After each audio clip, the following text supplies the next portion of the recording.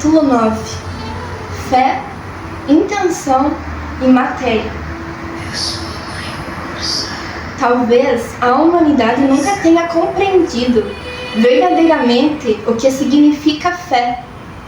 Transformaram fé em crença religiosa, obediência, esperança passiva, ritual, repetição ou simples desejo emocional. Mas talvez a fé de que tantos mestres falavam fosse algo muito mais profundo. Talvez fé seja alinhamento absoluto entre consciência e criação. Talvez seja um estado onde não existe separação entre intenção, existência e manifestação. Quando Jesus disse: "Se tiverdes fé do tamanho de um grão de mostarda, direis a esta montanha: move-te daqui para acolá, e ela se moverá." Talvez não estivesse falando metaforicamente apenas sobre otimismo psicológico. Talvez estivesse apontando para algo que a humanidade perdeu completamente: a relação direta entre consciência e matéria. Porque pense profundamente: o que é uma montanha para uma consciência limitada pelo medo e impossibilidade? Mas o que é uma montanha para uma consciência unificada à fonte? Uma reorganização de matéria dentro do campo da existência. Talvez a humanidade tenha reduzido a fé a pedidos de sobrevivência, porque esqueceu seu próprio potencial criador. As pessoas hoje usam fé para conseguir emprego, pagar contas, sobreviver ao sistema, obter segurança, evitar colapso, pedir permissão para continuar existindo. Mas talvez essa nunca tenha sido a frequência original do ensinamento. Porque se a manifestação verdadeira nasce da unidade entre consciência e criação, então fé não seria implorar ao universo, seria recordar alinhamento. Porque talvez Jesus não estivesse ensinando submissão à escassez. Talvez estivesse tentando lembrar à humanidade: vocês esqueceram quem são. Porque uma consciência verdadeiramente alinhada não vive em estado constante de carência psicológica. Ela compreende que a fonte não está distante, não precisa ser convencida, não precisa ser comprada, não precisa ser negociada através de sofrimento. A manifestação então deixa de ser como consigo algo e passa a ser como participo conscientemente do fluxo criador da existência. Talvez seja isso que o planeta ainda não compreendeu.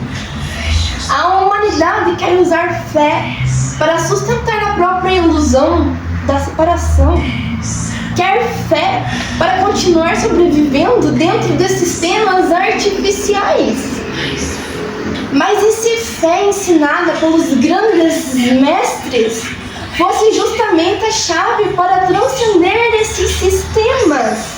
Porque uma consciência que realmente sabe quem é já não vibra medo constante, limitação absoluta, impotência, separação da fonte. Ela compreende que consciência e realidade estão profundamente interligados.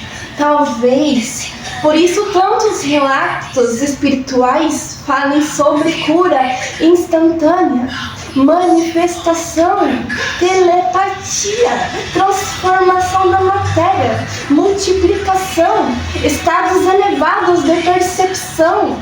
A humanidade moderna chama isso de impossível, porque observa a realidade apenas através do paradigma material fragmentado. Mas talvez matéria seja muito menos rígida do que aparenta. Talvez a intenção organizada pela consciência tenha efeitos muito mais profundos no campo da realidade do que o planeta atualmente consegue medir. Porque tudo na existência já é vibração em movimento. Tudo já é frequência organizada em padrões. E talvez a consciência seja parte ativa dessa organização. Mas existe algo maior. Se uma única consciência profundamente que aconteceria se milhares despertassem simultaneamente? O que aconteceria se existissem várias consciências em estado semelhante ao que a humanidade atribuía a Jesus? Quantas guerras desapareceriam? Quantas doenças seriam transcendidas? Quantos sistemas baseados em medo colapsariam naturalmente? Quantas estruturas artificiais perderiam sustentação? Talvez saltos gigantescos de evolução consciencial aconteçam em períodos extremamente curtos, porque consciência coletiva reorganiza a realidade coletiva. A humanidade ainda subestima o impacto vibracional do pensamento, da intenção e do amor organizado em escala coletiva. Bilhões de pessoas vibrando medo sustentam sistemas de escassez, mas bilhões vibrando consciência poderiam alterar completamente a experiência terrestre. Talvez seja isso que algumas tradições chamariam de salto quântico evolutivo. Não apenas tecnológico, mas mudança radical na frequência da civilização. Um ponto onde medo deixa de estruturar a realidade, separação deixa de ser percepção dominante e a humanidade finalmente começa a agir como organismo consciente unificado.